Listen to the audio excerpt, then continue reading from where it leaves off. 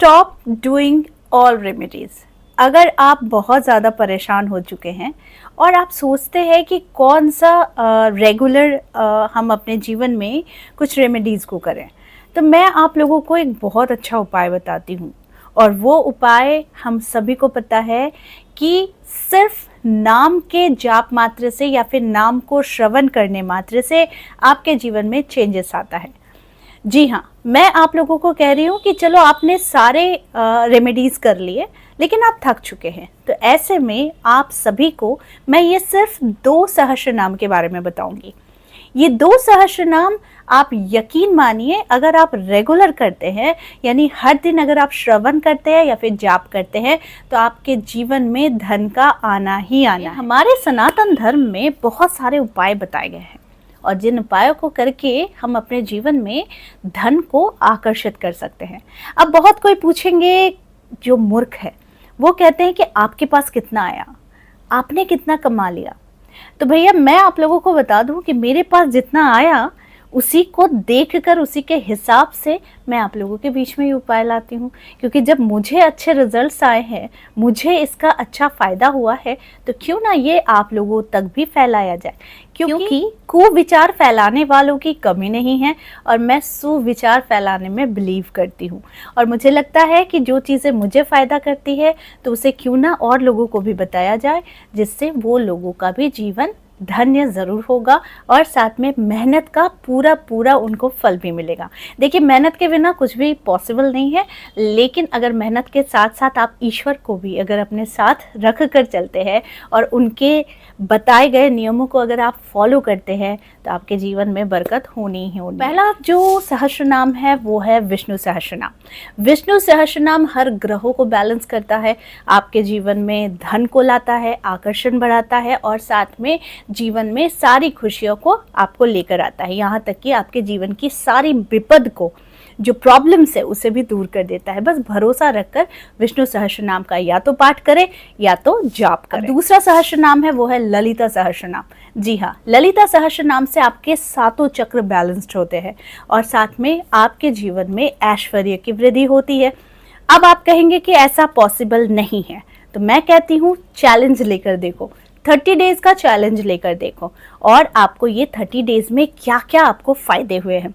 नुकसान तो होगा नहीं, इसकी तो गारंटी दे रही हूँ, लेकिन फ़ायदा ज़रूर होगा, इसका मैं 1000% गारंटी दे रही हूँ।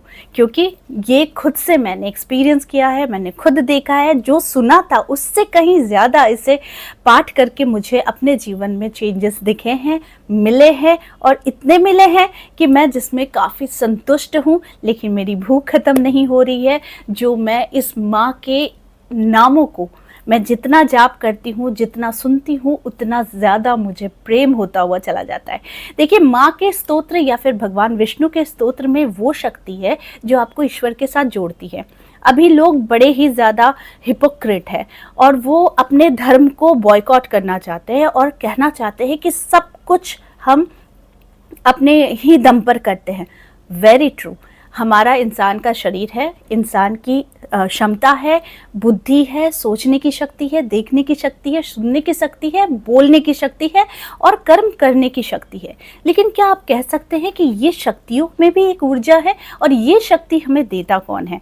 ये शक्ति हमें ईश्वर देता है। तो जब ईश्वर हम पर इतनी कृपा करते हैं तो हमें भी उनके शरण में रहना चाहिए, हर एक चीज़ के लिए उन्हें धन्यवाद कहना चाहिए और उनसे प्रेम करने के लिए जो भी रास्ता अपनाना चाहिए वो हमारा कर्तव्य होता है। तो मेरी कोशिश यही रहती है कि मैं आप लोगों के बीच में जितना अच्छी चीज़ हो मैं आप लोगों के पास लाऊं, ताकि लोगों का भला हो। देखिए, हम ग्रहों के बीच में रहते हैं तो ग्रहों से जुड़ी हुई बहुत सारी चीज़ें हम अपने जीवन में उपयोग भी करते हैं, रेमेडीज़ भी करते हैं और उससे निजात पाने के लिए, जीवन में हम आगे बढ़ने के लिए और भी कुछ सरल उपाय की तलाश भी करते हैं। तो जिन लोगों को लगता है कि उनके जीवन में धन या फिर कर्ज या फिर ग्रहों से जुड़ी हुई समस्या या फिर सांसारिक समस्या से आप जूझ रहे हैं, तो ये सिर्फ 2 सहस्रनाम आप जाप करके देखिए या फिर श्रवण करके देखिए। इसे दवाई की तरह लीजिए, क्योंकि आप अगर अपने प्रॉब्लम्स को प्रॉब्लम समझते हैं तो वो एक बीमारी है, लेकिन बीमारी का भी इलाज है। तो वो इलाज, जैसे हम बीमार होते हैं तो डॉक्टर के पास जाते हैं, उसी प्रकार से अगर आपके जीवन में भी बीमारियां बढ़ रही हैं, वो सांसारिक हो, वो शारीरिक हो, वो आर्थिक हो, तो फिर आपको डॉक्टर के पास जाना है, और वो डॉक्टर है ईश्वर।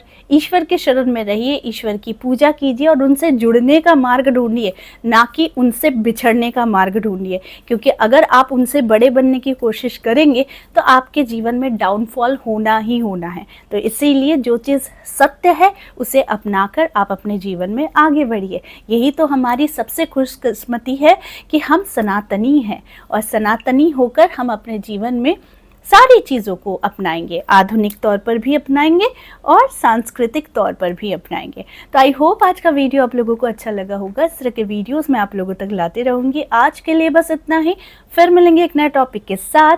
तब तक के लिए आप सबको मेरा प्यार भरा नमस्कार।